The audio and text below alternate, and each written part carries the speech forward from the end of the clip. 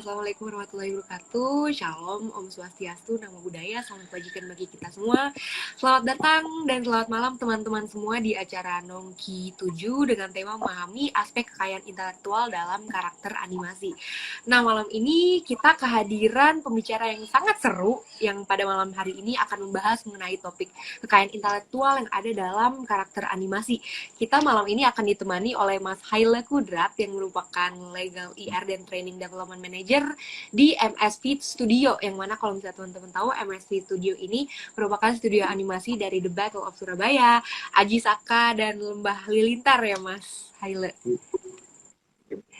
Oke, mungkin Mas Haile bisa kenalan sedikit dulu nih Mas ke teman-teman. Mungkin agak beda ya sama kayak di bicara atau jadi di kelas, agak canggung. So, pertama nama saya Haile Kudrat jadi Broto. Benar, saya adalah Legal Industrial Relations and Training Development Manager dari MSV Studio. Kalau mau ditanya film yang udah terkenal, ya Battle of Surabaya. Kalau mau nanya Aji Saka, kita harap-harap di akhir tahun atau awal tahun itu yang udah bisa dinikmatin sama um, para penikmat animasi, yang pastinya kan um, agak penasaran. Ada sebuah universitas berbarengan dengan perusahaan yang membuat sebuah film layar lebar animasi. Kayaknya belum ada deh. Iya, kayaknya baru pertama nih Mas, saya juga baru tahu kalau misalnya MSV Studio ini juga merupakan bagian dari Amikom ya Mas ya? Ya, betul sekali. Oke, baik. Terima kasih, Mas. Mungkin kita langsung masuk aja ya, Mas, ke pertanyaan pertama. Nah, jadi sebenarnya apa aja sih, Mas, hak kekayaan intelektual yang terdapat dalam suatu karakter animasi? Kalau kekayaan intelektual sebenarnya akan kebagi lagi menjadi ada hak cipta sama merek. Cuma yang lebih utamanya memang hak cipta ya. Karena kalau memang hak ciptanya udah ada, terus habis itu kalau orang mau jualan yang namanya barang itu kan pasti ada merek, mau nggak mau dia harus mengeluarkan merek dagang atau jasa. Tapi yang lebih utamanya tetap di hak cipta dulu. Nah, hak cipta ini gimana ya? Susah-susah gampang. Karena agak ngaruh-ngaruh dengan merek, tapi juga ya timbal balik ya. Kalau kadang udah terdaftar di merek, dia nggak bisa jadi hak cipta. Dari udah ada di hak cipta, dia agak susah untuk jadi merek. Nah, ini makanya harus agak hati-hati, harus careful banget ngeliatin yang namanya penelusuran, terus habis itu belajar lebih banyak, apa sih yang bisa didaftarin sebenarnya. Dan hak cipta itu kan luas ya, nggak apapun yang tentang seni itu biasanya masuk dalam hak cipta. Gitu kira-kira. Oh, oke, oke, oke. Berarti kurang lebih di karakter animasi itu ada hak cipta dan merek ya, Mas? Ya, Oke, baik. Kemudian nih, Mas, boleh nggak sih kita mencantumkan gambar animasi film pada kemasan produk kita? Kalau misalnya kita membuat suatu produk. balik lagi, yang namanya hak cipta dari karakter animasi itu kan sebenarnya deklaratif ya. Kalau mau ditanya deklaratif itu gimana, nggak usah didaftarin sebenarnya orang bisa mengakuin. Jadi kayak yang anggap aja yang public domain, mungkin lah kayak lagu ilir-ilir dan segala macam, itu kan nggak perlu didaftar tapi semua orang tahu. Masalah aja kalau ternyata nanti ada kasus lah. Nah, itu akan agak sulit pembuktiannya. Jadi kayak kita malah ke arah korupsi, pembuktiannya terbalik. Nah, pemiliknya ini yang harus buktiin. Akhirnya ya dia harus ada apa ya namanya, di sedikit kayak rekaman pada saat dia buat dan segala macam. Nah, itu yang sulit. Jadi kalau mau ditanya boleh apa enggak, boleh. Tapi kalau ketahuan biasanya kena somasi. Kalau misalnya di baju ya, ini kayak yang saya pakai nih. Nah, ini sekalian promosi. Ada film live action buatannya anak Amikom. Nah, Ini misalnya ini udah saya daftarin ya, udah saya daftarin ke HKI. Ya kalau ini ada orang lain selain pemegang hak ciptanya, ya dia dilarang untuk mengambil keuntungan. Nah, yang akan jadi masalah kan pasti orang kalau jualan di produk kan dia dapat untung. Nah, kalau nggak pakai izin ya pasti ya yang punya nggak terima dong. Nah, lain hal kalau misalnya orang cuma pakai sendiri, nggak ada keuntungan apa-apa, apa yang mau di digugat? So, kalau bagi saya sendiri sebagai yang punya hak cipta, jika nggak ada keuntungannya untuk orang ini yang make, ya saya buang-buang uang juga kalau kayak gitu. Oke, baik Mas. Berarti kayak sepanjang nggak ada eh, keuntungan daripada apa yang kita buat gitu. Berarti sebenarnya nggak apa-apa ya Mas. Misal kayak saya misal mau bikin baju gambarnya tentang The Battle of Surabaya gitu, tapi untuk konsumsi pribadi itu nggak apa-apa Mas. Sebenarnya kalau secara etika enggak, tapi kalau secara kita di perusahaan kita juga ya sorry ya ogah-ogah gitu loh. Mau ngapain saya mempermasalahkan orang yang cuma pengen pengen masang dia nggak dapat keuntungan apa-apa. Dia nggak ya anggaplah seorang influencer. Dia pakai baju Battle of Surabaya dan dia pada saat lagi anggap ya live Instagram atau dia lagi live di mana dia mendapatkan uang. Nah, itu baru. Tapi kalau dia makainya cuma di rumah, di segala macam, itu wasting time dan wasting money banget. Oke, oke. Oke, Mas. Selanjutnya nih, Mas. Gimana sih perlindungan tokoh karakter animasi sebagai objek hak kekayaan intelektual di Indonesia sendiri?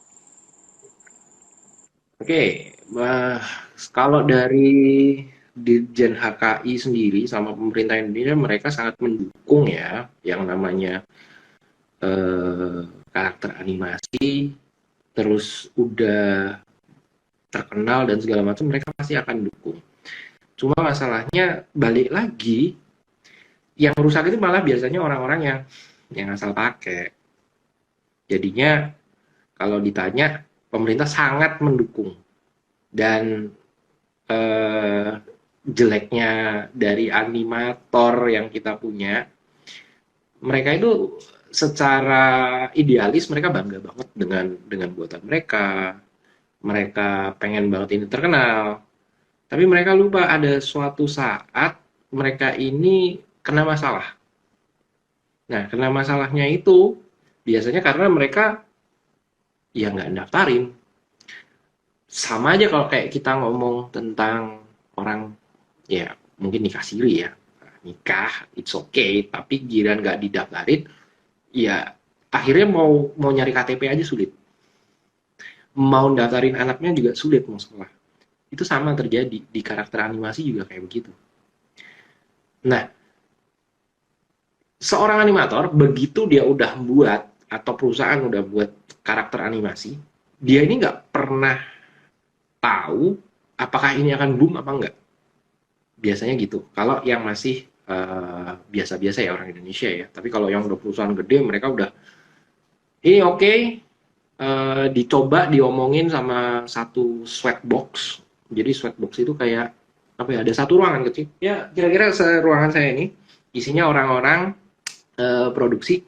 Dia akan menghina ya, hasil mereka sendiri. Ini kira-kira diterima nggak sih sama masyarakat? Cocok nggak dengan konsumen yang ada? Nah itu yang nggak ada di Indonesia.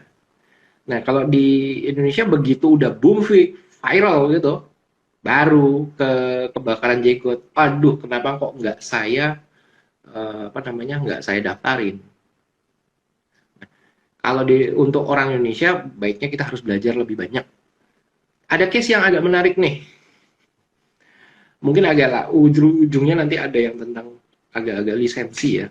Jadi saya bingung mau saya terangin yang di sini atau nanti pas kita ngomongin pasti kan kalau udah ngomong karakter ada license ya. Nah, saya save untuk nanti aja deh yang masalah case menarik ada sebuah karakter dan film terkenal tapi dia kebobolan lah ceritanya. Oke, oke.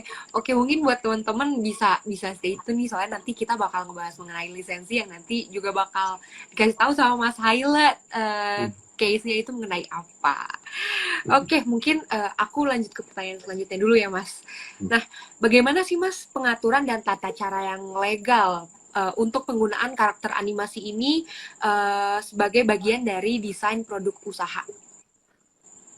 Ya, akhirnya masuk ke lisensi. Oke, jadi kalau misalnya ini haknya udah, ya kita anggap ya, karakter ini udah didaftarin. Nah, pasti kan ada yang namanya pencipta dan juga ada pemegang hak cipta. Kalau di Indonesia banyaknya pencipta itu sekaligus pemegang. Tapi kalau secara internasional biasanya pencipta itu bukan pemegang.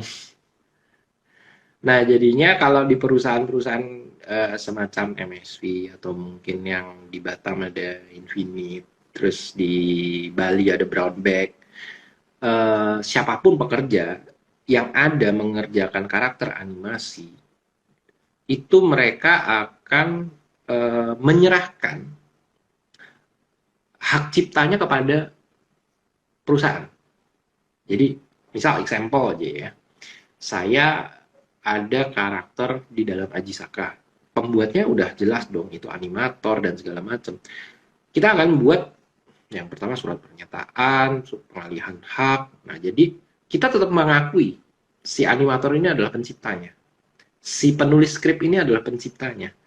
Tapi pemegangnya yang mempunyai hak untuk mengeksploitasi, mencari keuntungan, itu tetap perusahaan. Nah, kalau yang freelance, biasanya karena saya yang nyiptain, pemegangnya juga saya, berarti harus berhubungannya dengan saya. Jika ada orang yang mau pakai, ya hubungin. Nah, balik setelah selanjut dari itu ada yang namanya lisensinya ini eksklusif atau tidak.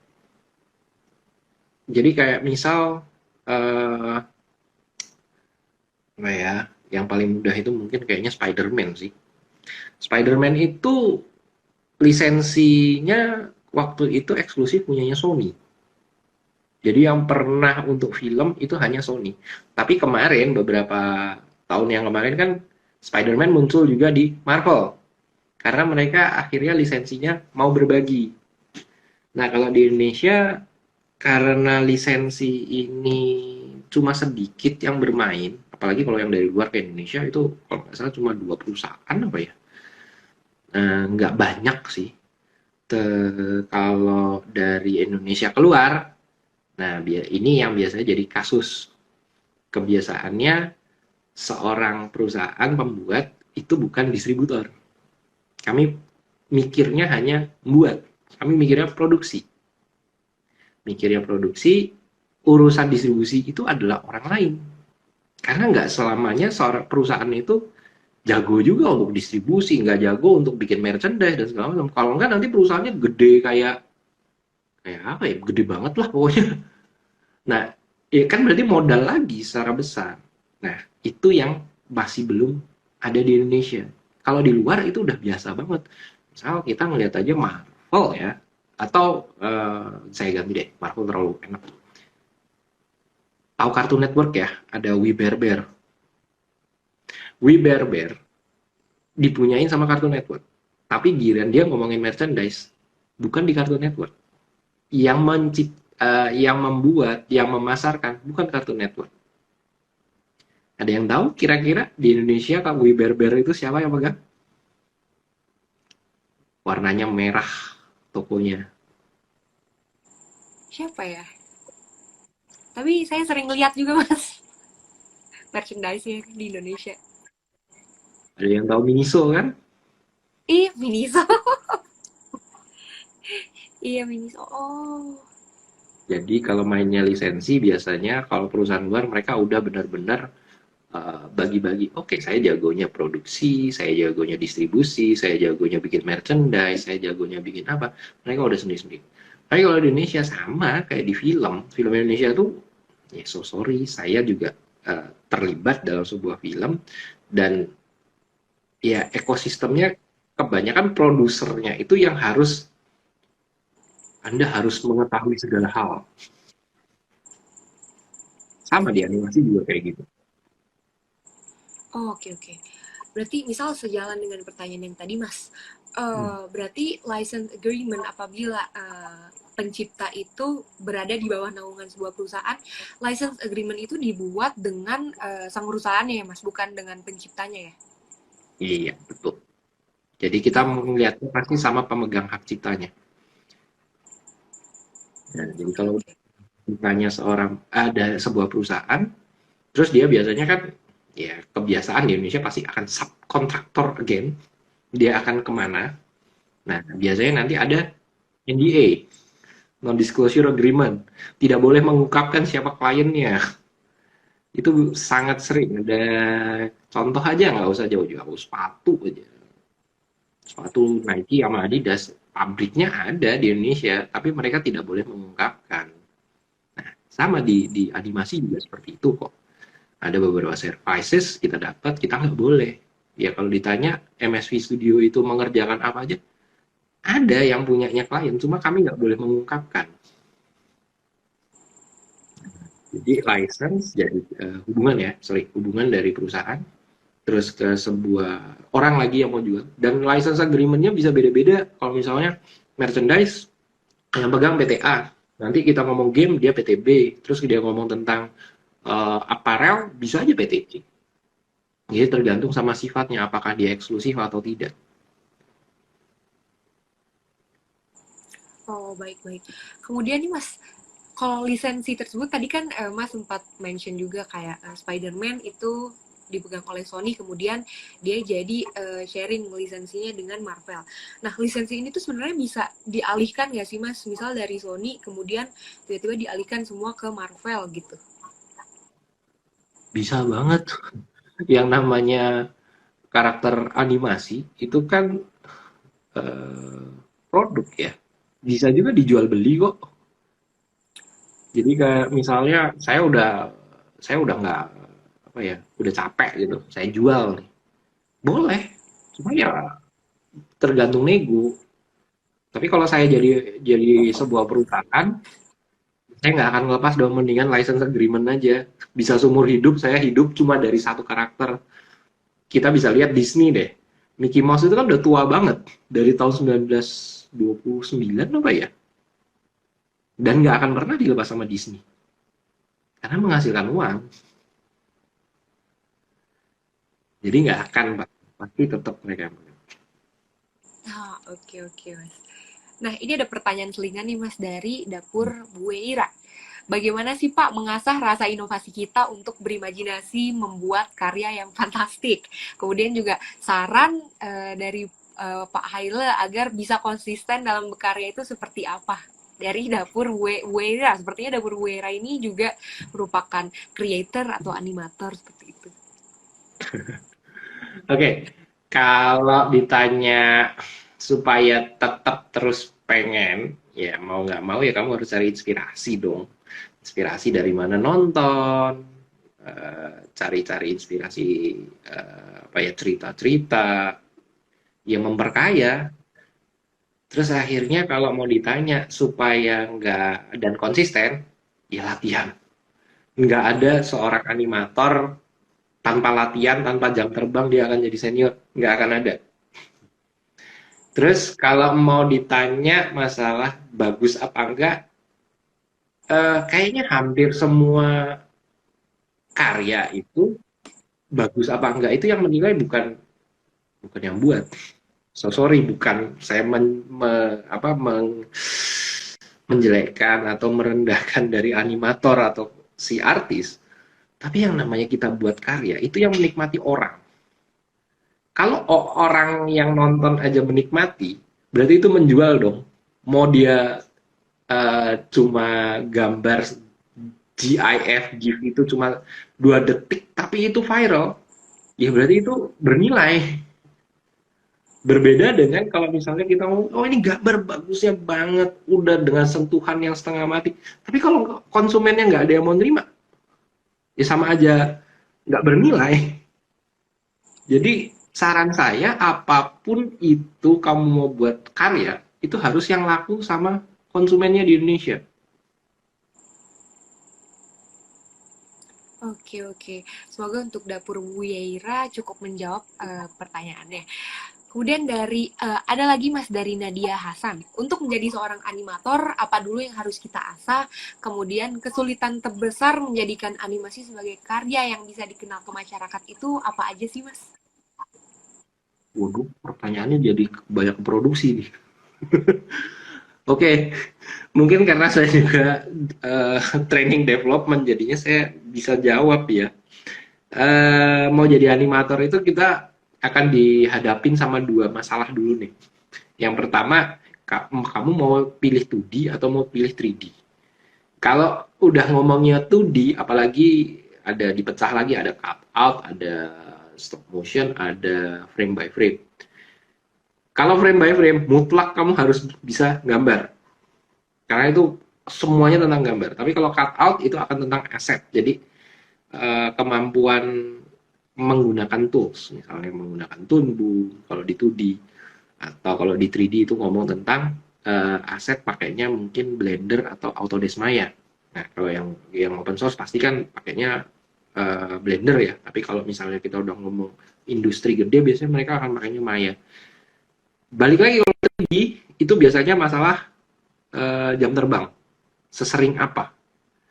Terus habis itu kalau both di 2D sama 3D ya semakin sering latihan, semakin bagus. Dan balik lagi, mau bagus, ya harus diterima konsumen. Kalau nggak diterima sama konsumen, ya scrap, so sorry, belakang. Itu terjadi mungkin kasusnya sekarang yang lagi rame kan, Warner Bros. Discovery ya, dimana Batgirl sudah jadi, tapi nggak akan ditayangkan sama HBO Max. Nah, jadi mereka ngerasa, oh ini udah nggak, kita cut aja kerugiannya sampai segini, dibandingkan kalau misalnya kita tayang, kita masih keluarin promosi, kita masih keluarin hal-hal lain. Ya, itu mungkin gayanya CEO-nya yang Discovery seperti itu. So, banyak-banyak latihan, dan kalau bisa spesialisasi. Karena yang namanya kita bikin animasi itu nggak ada yang namanya general. Oh, yang namanya dokter aja sampai ada yang dokter spesialis, ada subspesialis sampai jadi konsultan. Sama di animasi juga gitu. Misal aja di 2D ada yang namanya background, ada yang namanya coloring, ada yang namanya compositing, ada animator. Terus kalau kita ngomong di 3D ada aset, ada lighting, ada animator, ada set dress dan segala macam, ada effect. Ya saya rasa tentuin dulu kemampuan yang terbaiknya di mana. Tapi kalau ditanya di Indonesia apa yang paling dibutuhin, tetap animator. Kita masih kekurangan banget dengan yang namanya animator. Oke, semoga untuk Mbak Nadia Hasan cukup menjawab. Oke, selanjutnya kita akan balik lagi nih Mas ke pertanyaan-pertanyaan berbau hukum. Jadi kalau misalnya kita meniru nih Mas, tapi tidak sama persis, jadi cuman mengganti beberapa bagian dan nama nih dari karakter animasi tersebut, itu apakah diperbolehkan Mas? Yang namanya inspirasi ya, saya rasa hampir semua yang ada di dunia saat ini itu semuanya udah hasil inspirasi, jadi nggak ada yang orisinil. Cuma ya pasti ada berapa persen, ada batasan-batasan. Masa misal kita mau bikin karakter mirip dengan Doraemon, warnanya diganti atau bentuknya diganti kan, tapi kalau itu dompleng banget, itu tetap nggak boleh. Sama aja akhirnya kayak kita tahu yang namanya asuransi ada prudential ya, kalau ada prudential financial. Ya jadi tetap inspirasi itu tetap boleh kok, tetap boleh, tapi ya pasti ada batasan berapa persennya. Nggak mungkin harus bisa jadi dari badannya dan mukanya pasti ada shape-nya yang akan agak beda, tapi nggak boleh benar-benar persis, dan otomasi biasanya ditolak sama Dijen HKI. Oh, oke, oke, oke. Kemudian nih Mas, ada pertanyaan lagi. Sebenarnya apa sih yang menyebabkan banyaknya terjadi pelanggaran terhadap hak cipta itu sendiri, apalagi di dalam kasus karakter animasi seperti itu? Yang pertama, Mereka nggak, banyak orang yang nggak ngerti itu sebuah pidana ya. Ya pidana iya, perdata pun iya. Nah, jadi mau nggak mau orang di Indonesia itu juga harus dipahamkan dulu bahwa karya animasi itu juga kekayaan. Nggak bisa semua orang ngambil keuntungan tanpa izin gitu. Ya mudahnya aja kalau kita ngambil pengen nonton deh. Saya rasa hampir semua dari kita pernah ngerasain yang namanya nonton film bajakan. Nah, itu dalam hati nurani itu pasti akan bikin ini orang yang udah bikin film, udah setengah mati, jongkir balik dan segala macem. Kok kita nontonnya gratis ya? Nah, itu harus dari apa ya? Dari pendidikan, dari awal bahwa ini nih salah, ini nggak boleh. Minimal kalau misalnya kita udah kayak di YouTube aja, ya cantumin lah siapa yang punya. Ya kayak kita nulis skripsi deh, ada reference, ada apa, kita nuliskan. Oh yang punya ini, diakuin. Jadi nggak kita yang dianggap sebagai penciptanya, yang punya. Nah, kira-kira sih itu. Tapi kalau misal mau ditanya lagi, eh, kenapa banyak yang melanggar, salah satunya juga dari kaminya sendiri yang buat. Kami nggak tahu bahwa itu bisa bisa dituntut, bisa digugat. Atau ada juga yang mungkin kalau yang kemarin udah sekarang banyak yang udah sadar ya. Oh, kalau misalnya dibajak, kalau misalnya diambil, mereka akan gugat, mereka akan udah tahu jalurnya, ada wadah atau asosiasi yang akan bantu. Tapi dipikir-pikir kan nggak semua orang itu punya uang untuk bayar pengacara ya, untuk ke mana pengadilan dan segala macam. Mereka mikir akan mahal. Terus kalau perdata mungkin bagi orang hukum akan berapa persen kemungkinannya kita menang, kan selalu seperti itu. Akhirnya bagi kita yang punya akan mengatakan gini, ya udahlah kita anggap aja ini promosi rugi. Karena kalau promosi rugi, ya tetap terkenal. Cuma kita ada kerugiannya kan. Harusnya kalau kita yang jual kaos ini sendiri kita bisa dapat anggaplah 100 juta. Tapi gara-gara ada orang ngebajak, ada orang main pakai, ya potensinya jadi hilang. Oh dia ada jual lagi 200 jutaan hilang. Nah itu yang harus dipahami sama orang yang punya. Dan bagi orang yang ngebajak, yang asal main comot, tolonglah dipikirin kami setengah mati itu bikin karakter itu. Oke, oke, Mas. Kemudian nih, Mas, sebagai pemilik kekayaan intelektual dalam suatu karakter animasi, biasanya upaya-upaya hukum apa yang bisa atau dapat dilakukan oleh pemilik kekayaan intelektual ini apabila menemukan adanya pelanggaran hak cipta? Kalau yang pertama semuanya hampir sama, disomasi dulu, disomasi, terus habis itu kamu biasanya kan 3 kali ya, kamu kok kayaknya nggak pakai punya saya. Kalau secara bahasa gaulnya itu katanya bagi dong atau permisi dong. Tapi kalau misalnya udah nggak tetap aja nggak mau, iya otomatis apalagi kalau udah punya surat pencatatan penciptaan ya, lapor ke polisian bisa, karena itu juga sudah mengambil haknya orang. Hak cipta kan memang nggak boleh hak cipta nggak boleh sembarangan dipakai orang tanpa izin ya. Habis itu lanjutnya lagi dengan perdatanya. Kalau ditanya nggak punya duit untuk kemana-mana, ya biasanya bisa ke fakultas hukum. Ada yang namanya LBH. Nah, bisa minta tolong tuh sama mereka. Harap-harap anak-anak LBH-nya juga yang kritis-kritis, nanti dia biasanya akan datang ke dosennya, Pak ada ini. Ada kasus nih Pak. Nah, masalah selanjutnya biasanya banyak orang nggak ngerti ini saya harus kemana, saya harus mulainya apa aja yang saya siapin, datanya apakah ya balik tadi kalau misalnya dia deklaratif mau nggak mau dia harus keluarin video atau bukti saksi, oh saya yang memang yang buat, oh tanggal segini, kapan, tahun berapa, pertama kali tunjukin sama publik itu kapan. Ya enaknya akhirnya kalau kalau orang yang sadar dan punya cukup modal ya, ya didaftarin dengan surat apa Dijen HKI. Nanti kan dapat surat pencatatan penciptaan, otomatis kalau udah ada buktinya kayak gitu, laporan ke mana di kepolisian akan lebih mudah dan si pengacara yang akan bantu ya dia akan cukup apa namanya yakin, oke ini udah cukup kelihatan bukti-buktinya ada ya paling nggak dia bisa masuk sorry ke penjara. Dan kalau memang dia punya sisa uang yang hasil penjualan, ya paling nggak adalah ganti ruginya. Tuh jadinya. Oke, oke, baik. Kemudian ini misal nih Mas, kalau misalnya kita melihat dari sisi pelaku usaha, sebenarnya usaha-usaha apa aja yang dapat dilakukan oleh pelaku usaha untuk mengurangi terjadinya pelanggaran kekayaan intelektual dari karakter animasi, Mas? Yang pertama jelas, kalau bisa didaftarin.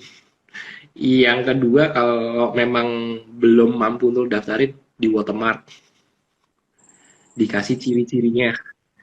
Nah, terus kalau misalnya udah ya belum bisa daftarin dan segala macam, tapi udah ketahuan nih, oh ada orang yang jual dan segala macam, terus mau diajak bicara, ya kita ngomongin license agreement aja deh. Ya kan apapun itu yang namanya beracara di pengadilan itu kan nggak enak ya. Mendingan mediasi aja selesai sebelum sampai ke polisi atau ke pengadilan. Saran saya ya disayang-sayang, di harus yang kalau kamu punya produk itu benar-benar kamu kamu jaga, jangan jangan sembarangan main upload upload bahkan ya kalau misalnya upload di Instagram atau di LinkedIn dan segala macam biasanya saya akan naruh watermark jadi saya tahu source dari mana apalagi yang Oke, free ya kecuali baik-baik. Kemudian nih Mas ada pertanyaan dari Umi Fatimah. Pak, jika tidak memiliki media yang canggih, lalu bagaimana belajar animasi agar bisa jauh lebih baik? Kemudian, apakah peralatan canggih itu sangat dibutuhkan dalam membuat animasi? Dan bagaimana tips membuat animasi yang ikonik dan jadi gampang diingat oleh orang lain? Itu dari Umi Fatimah. Sepertinya kayaknya banyak nih Mas pertanyaan-pertanyaan mengenai animasi ya Mas?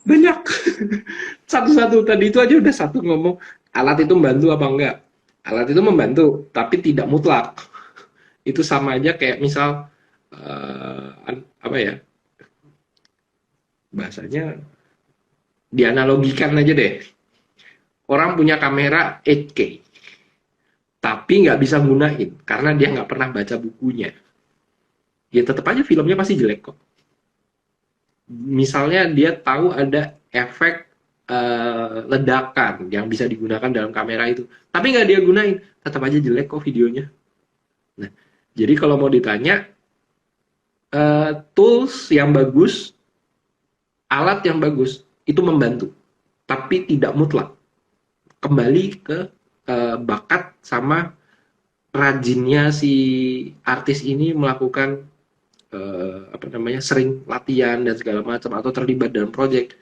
itu akan terasa masalah biasanya akan muncul oh ini perlu tools yang tinggi karena kualitasnya harus yang bagus ya itu baru akan jadi masalah misalnya kita ngomongin 3D yang bagus banget gitu ya kayak mungkin ada yang nonton Lion King ya kemarin ya Lion King yang baru yang remake itu harus itu nggak mungkin pakai PC yang berapa 4 GB atau prosesornya yang i3 nggak mungkin kamu harus pakai i7 atau Ryzen terus habis itu harus pakai graphic card yang bagus tapi kalau ngomongin masalah yang lain kayaknya enggak nah selanjutnya biasanya kita ngomongin software software itu pasti ada batasan kalau open source gratisan aja ya kita ambil contoh aja deh Instagram ada yang berbayar sama yang enggak atau LinkedIn yang berbayar sama enggak pasti kan ada batasan-batasan efek-efek yang nggak bisa kamu pakai. Misal Canva juga deh. Canva ada beberapa template yang nggak bisa kamu pakai. Ya kalau yang gratis. Ya akan membantu, bantu. Tapi kalau dikatakan mutlak, tidak. Terus kalau mau harus bikin karya yang ikonik, balik omongan yang tadi. Ikonik itu yang menerima masyarakat, orang yang menikmati. Dia jadi akan ikonik itu pada saat itu boom, viral. Mau sebagus apapun itu nggak akan laku kalau misalnya konsumennya tidak terima. Jadi apa ya? Balik lagi, kamu harus tahu trennya sekarang apa. Misalnya sekarang trennya lagi ngomongin tentang apa ya, kemarin Citayam ya. Ya, mungkin itu bisa. Tapi berapa lama bertahan? Who knows? Kita lihat aja kayak Doraemon. Nggak berubah-berubah loh ceritanya dari dulu sampai sekarang, tapi ya tetap bisa diterima karena itu universal banget. Nah, jadi tetap harus ngeliatin konsumennya. Dan konsumen itu beda-beda ya. Di Indonesia, di India, di China, di USA, mereka punya gaya yang beda-beda.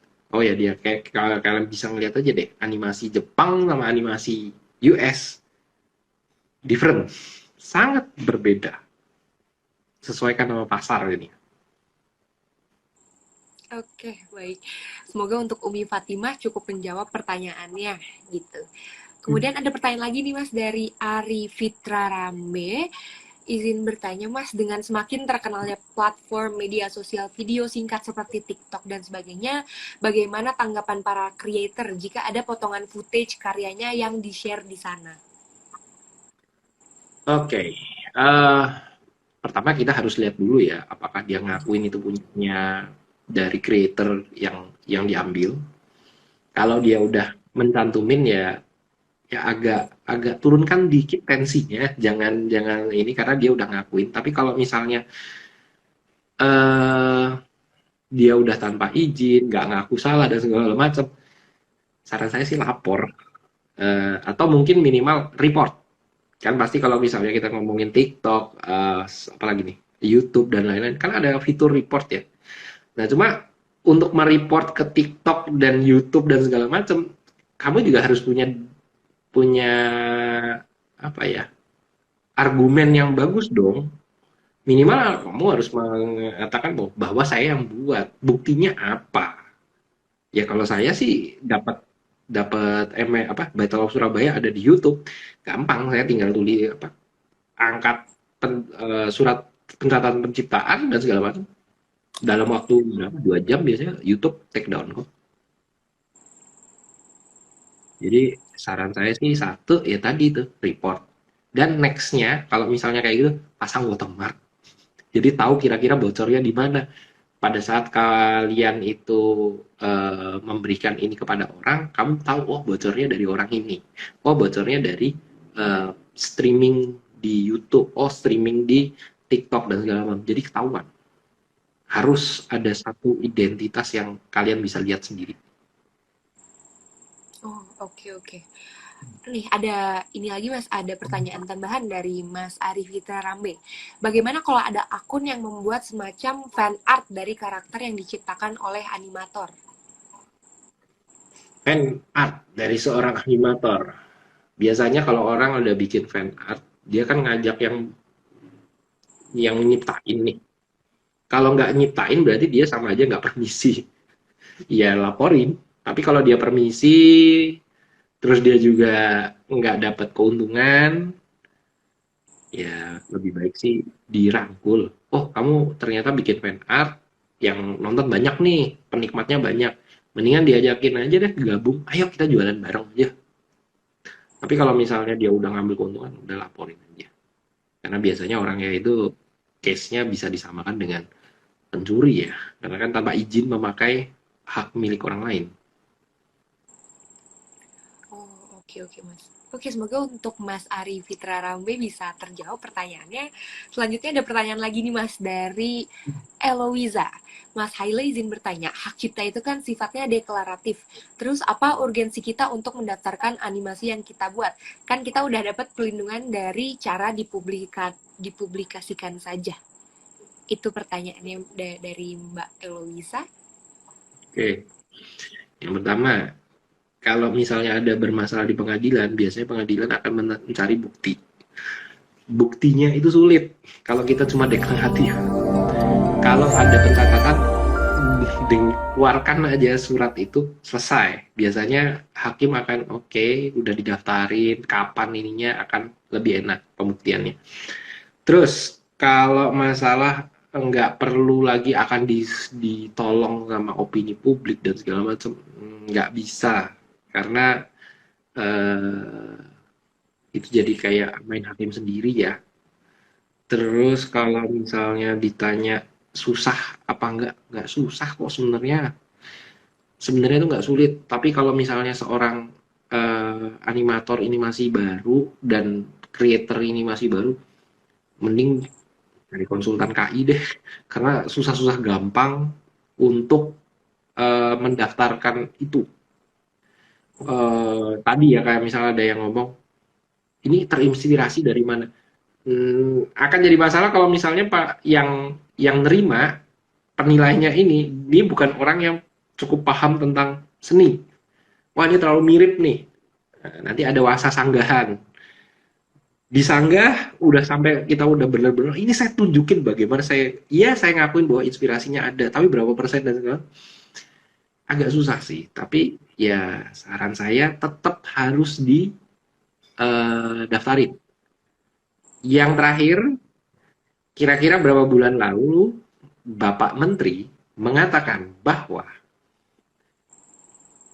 karya seni bisa dijadikan kekayaan seperti saham, bisa dijadikan jaminan untuk ke bank, untuk pinjaman dan segala macam. Walaupun banknya sendiri masih bingung, ini menilainya gimana caranya. Tapi ya istilahnya gini deh, buat sekarang tiba-tiba nggak laku dulu nih, anggapnya setahun. 2 tahun kemudian itu sesuai dengan tren, kamu keluarin lagi dengan udah ada itu di YouTube, dimanapun kamu udah akan ini kok dapet. Selama itu udah di kamu yang punya karakter itu, siapapun yang make, oh saya udah daftarin loh. Bahkan orang yang di YouTube yang misalnya ya kayak kemarin kan ada Farel ya. Nah, kalau Farel itu kan case-nya dia daftarin kapan, untuk yang dia nyanyi lagi di mana di istana, setelahnya itu kan berarti itu udah hak dia. Nah kalau sebelumnya itu kan tidak boleh bersifat retroaktif ya, berarti yang kalau dia daftarin itu sebelum dia mendapatkan uang sebelum itu didaftarin, ya nggak bisa. Tapi kan kalau itu saran saya tetap aja didaftarin, siapa tahu booming, who knows, nggak ada yang bisa nebak loh. Pertanyaan Oke, banyak ada loh. follow up. Iya, ada follow up question Mas dari Mbak Eloiza. Kemudian kalau misalnya ciptaan seperti case yang tadi ciptaan kita itu nggak didaftarkan ke kekayaan intelektual, kemudian dijiplak dan kita mau bawa ke jalur litigasi, ada perbedaan treatment nggak sih Mas antara animasi yang didaftarkan atau enggak? Barusan saya jelasin. Jadi pembuktiannya itu ya tadi itu. Kalau nggak ada, mau nggak mau harus nyari pembuktiannya. Jadi pada saat buat saksinya ada apa enggak dan segala macam. Duitnya banyak banget loh, cuma mau datengin saksi. Kalau kita beracara anggapannya di Jakarta, ternyata saksi kita tinggalnya anggaplah sorry nih, anggap di Makassar. Pesawatnya mahal, sekarang lagi mahal nih tiket. Membayar untuk mendaftarin nggak semahal tiket itu kok. Kan misalnya karakter yang dipermasalahkan misal 10, biaya untuk apa ya beracara akan lebih mahal, lebih baik manggil saksi dan segala macam itu akan lebih mahal. Jadi mendingan daftarin itu nggak mahal, asal dipandu sama orang yang ngerti. Jangan sampai, ya saya pernah sih ngerasain sendiri, coba mendaftar, terus ditolak. Saya lupa bahwa yang namanya Ajisaka itu adalah merek, itu juga adalah public domain. Nah, saya coba daftarin, aduh, kalah saya akhirnya. Nah, yang namanya belajar lah, pertama-tama daftarin. Jadinya akhirnya saya mungkin ada yang kenal dengan Prof. Budi Agus Riswandi ya. Itu adalah guru, dosen saya. Dan juga konsultan konsultan merek dari PT Mataram Surya Visi Cinema. Jadinya sampai sekelas saya, sekelas perusahaan ini masih pakai konsultan untuk case-case tertentu. Tapi kalau yang biasa kita udah cukup paham. Jadi tetap daftarin aja. Oh, oke oke. Semoga untuk Mbak Eloiza bisa cukup menjawab pertanyaannya. Lalu ada pertanyaan tambahan lagi nih Mas dari dapur Bueira. Kesulitan untuk membuat animasi kita bisa menjadi hak cipta. Apakah prosesnya sulit? Sebenarnya enggak sih. Cuma harus hati-hati. Balik lagi, kalau misalnya belum terbiasa, nggak ada salahnya menggunakan konsultan KI. Karena nggak semua orang itu, eh, ya sorry ya, bukan saya mau memojokkan pemerintah. Iya dengan yang diberikan caranya enak online dan segala macam. Iya, cuma potensi ketolak itu ada. Dan untuk orang-orang animator yang masih baru, ya mungkin sedikit tambahin ya sebelum kayaknya waktunya juga udah gelap. Nanti saya lupa lagi. Jadi kalau misalnya ini saya balikin ya, kebetulan saya lagi di depan PC juga. Jadi ada yang namanya ekosistem industri lisensi karakter dari animasi. Mungkin nggak datang. Gimana saya mau ngeliatinnya? Yang pertama dari industri animasi itu kita bisa turun ke industri media.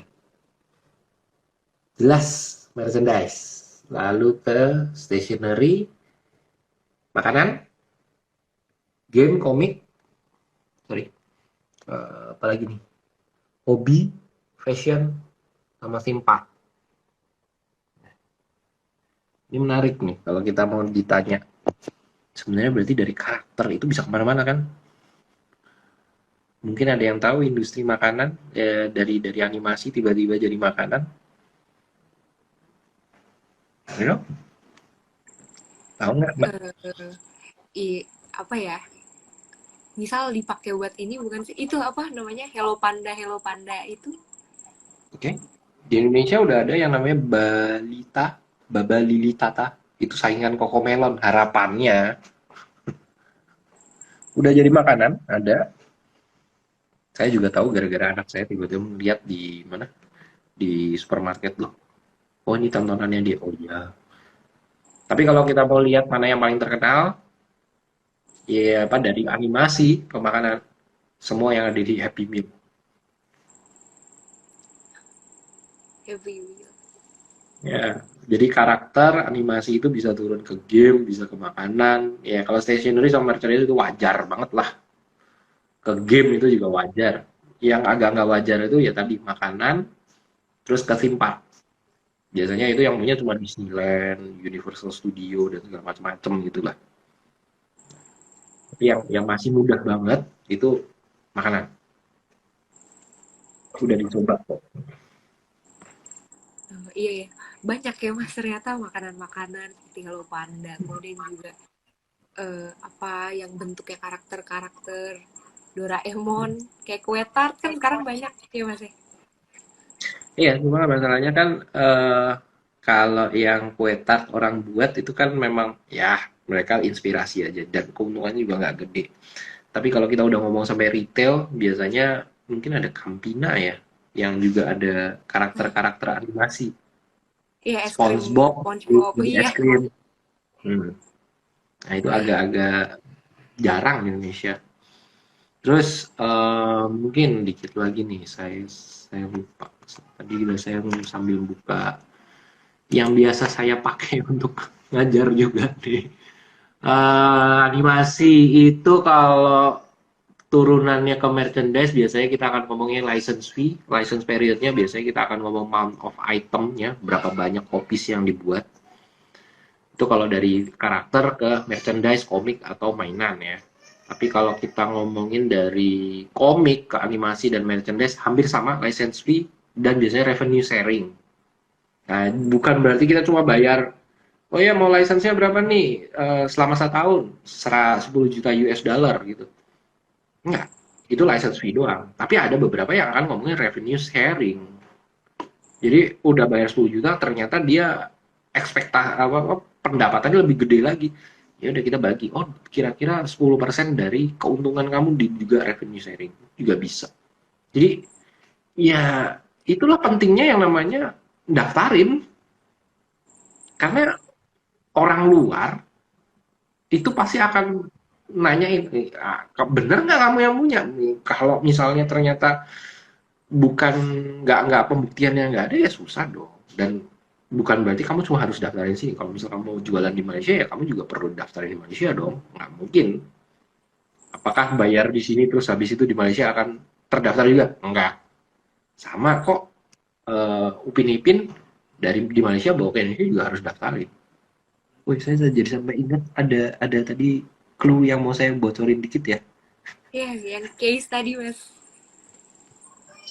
Oke, ada cukup menarik. Ini kebetulan teman saya pernah pergi ke Korea. Pernah pergi ke Korea, dikatakan bahwa sana caranya agak berbeda dengan Indonesia, dengan US, dengan Jepang. Mereka gratis. Jadi pembuatan biaya animasi itu kan mahal banget. Pol. Jadi kalau misalnya cuma mau bikin film live action, itu mungkin belum ada apa-apanya dengan biaya film animasi sebenarnya. Kita ngomong layar lebar ya, yang 90 menit, 2 jam dan segala macam, itu mahalnya pol. Nah, jadi film itu sendiri tidak akan balik modal. Filmnya nggak akan balik modal, satu-satunya cara adalah dengan mendaftarkan karakter, merek, dan segala macam, dengan akhirnya dapat produk turunannya. Tadi kan ada merchandise, stationery, mungkin ya kerjasama dengan McDonald's jadi Happy Meal atau Campina dan lain-lain, game dan segala macam. Nah, ada karakter Beast nggak di Indonesia? Film terkenal, seri terkenal, Beast Ayo, berwarna. bukan. Ya, dia termasuk kebobolan. Jadi TV di Indonesia itu kan maunya gratis. Yang nayangin animasi itu kan kalau nggak salah cuma RTV, GTV ya, dikit banget kok. Akhirnya gratis. Ternyata boom di Indonesia, kayak Tayo. Niatnya si pemilik IP dari Korea mau jualan merchandise. Kalah cepet. Orang Indonesia jago banget, udah tersedia KW-KW-nya di pasar-pasar terdekat. Jadi Tayo itu termasuk yang kebobolan. Mereka punya sedikit beda strategi. Kalau negara maju, mereka akan minta license fee, terus jualan merchandise. Di negara-negara yang masih berkembang digratisin mainannya dari merchandise, tapi kalah cepat sama pembajak. Akhirnya mereka ya nggak maksimal keuntungannya. Tuh. Oh, oke, oke. Saya baru tahu nih Mas yang tentang case Tayo ini. Oke, mungkin kita karena sudah mau jam 8 nih, mungkin kita lanjut Hmm. aja ya Mas ke pertanyaan terakhir. Mungkin Mas Haile ada saran nih Mas dan pesan bagi pelaku usaha yang hendak menggunakan suatu karakter animasi sebagai objek dalam produk mereka. Oke, yang pertama saya ngomong untuk jadi para animator dulu ya. Kalau animator, kamu mau buat mau buat karakter, kamu harus research sama evaluate. Karakternya harus diterima sama target kalian. Misalnya kamu bikin karakter untuk anak kecil, berarti kamu harus buat yang cibi-cibi. Tapi kalau misalnya yang udah agak dewasa, yang lugas-lugas gitu deh, yang tegas, Wah, kalau anak-anak biasanya maunya yang cerah-cerah dan segala macam. Terus balik lagi kamu harus tahu konsumen kamu di Indonesia itu siapa, lebih spesifik dan segala macam. Atau kalau mau universal ya yang juga diterima dengan universal. Harus ada visual impact, harus jelas kayak kita ngeliat Doraemon atau kita ngeliat Ronald McDonald itu udah kebayang dikit. Oke, itu Ronald McDonald. Oh, itu Son Goku. Kalau rambutnya agak kayak pisang Ambon dan segala macam. Harus ada yang dilebih-lebihin. Kalau kita ngeliat Son Goku kan kuat tapi dia lugu. Nah, ada yang dilebih-lebihin. Warna juga hati-hati. Terus personalnya itu juga bisa dijual. Cerita dari karakter animasi kan kayak Goku kan lugu. Nah, itu yang dijual. Terus dia nggak pernah menyerah dan segala macam. Kayaknya itu untuk para animatornya, yang pembuat karakter. Nah, sekarang untuk para pebisnisnya nih. Kalau mau menggunakan sesuatu, anggaplah mencari dari Google. Coba ditelusuri lagi siapa yang punya. Jangan sampai, wah ini saya dapat dari Google nih, tiba-tiba berapa bulan kemudian udah menambang keuntungan, anggapannya udah 1 miliar lah keuntungan. Datang surat cinta, somasi. Anda telah melakukan pelanggaran hak cipta. Diajak kerundingan, eh, langsung buyar yang tadinya udah mau ngajakin apa karyawan atau keluarga mau liburan dan segala macam. Udah mikir 1 miliar udah banyak tuh. Ternyata harus membayar keuntungan ke pembuat karakter animasi ini sebesar 800 juta. 200 juta tersisa akhirnya ya nggak jauh-jauh, cuma ke dekat-dekat rumah aja untuk bawa senang-senang liburan. Nah, pesannya berarti semua pelaku usaha kalau misalnya mau menjual produk atau jasa, please tolong dicari tahu dulu. Nggak sulit kok mencari mencari menelusuri lewat Google. Apa namanya, jejak data digitalnya itu banyak. Oke, baik. Terima kasih banyak Mas Haile atas jawaban-jawaban pertanyaannya dan sharing-sharing pada malam hari ini. Kita jadi dapat banyak banget informasi-informasi menarik nih, Mas. Pelajaran-pelajaran menarik mengenai kekayaan-kekayaan intelektual dalam karakter animasi. Sebelumnya aku juga ingin mengingatkan kepada teman-teman kalau kita ada giveaway malam ini. Jadi jangan lupa dicatat materi-materi yang tadi sudah disampaikan oleh Mas Haile dan juga share post di Instagram. Nah, kemudian aku ada pertanyaan pribadi nih Mas sebenarnya. Kalau misalnya aku atau teman-teman lain nih Mas mau nonton karya-karyanya MSB Studio secara legal itu di mana ya Mas? Nah, akhirnya ada pertanyaan juga ini. Oke, kalau mau nonton, yang pertama bisa ke Maxstream. Itu paling lengkap. Mau Battle of Surabaya ada, mau yang lama yang the series-nya ada. Kita juga distributor film dari Korea ada sih. Nah, ada juga di situ kok. Tapi kalau mau nunggu Ajisaka, kayaknya kita harus nunggu tahun depan. Dan untuk pertama kali nonton kita harus menunggu di bioskop terdekat. Mungkin di XXY atau apa sekarang namanya Cinepolis ya, dan CGV. Nah, harapannya kalau streamingnya udah oke, semoga bisa masuknya Netflix. Amin. Oke, baik. Terima kasih banyak Mas Haila. Untuk teman-teman, jangan lupa ya, teman-teman dicatat tuh tahun depan akan ada Aji Saka di bioskop. Jadi jangan lupa teman-teman nonton dan juga sukseskan perfilman Indonesia, ya, teman-teman. Oke, mungkin terakhir aku akan melakukan sesi dokumentasi ya, Mas. Akan aku screenshot untuk dokumentasi 3, 2, 1. Oke, baik terima kasih banyak Mas Haile sudah join live Instagram kita pada kali ini. Mohon maaf apabila dalam nge-host pada malam ini saya ada kekurangan dan kesalahan. Terima kasih banyak teman-teman juga yang sudah join. Sampai jumpa di Nongki selanjutnya.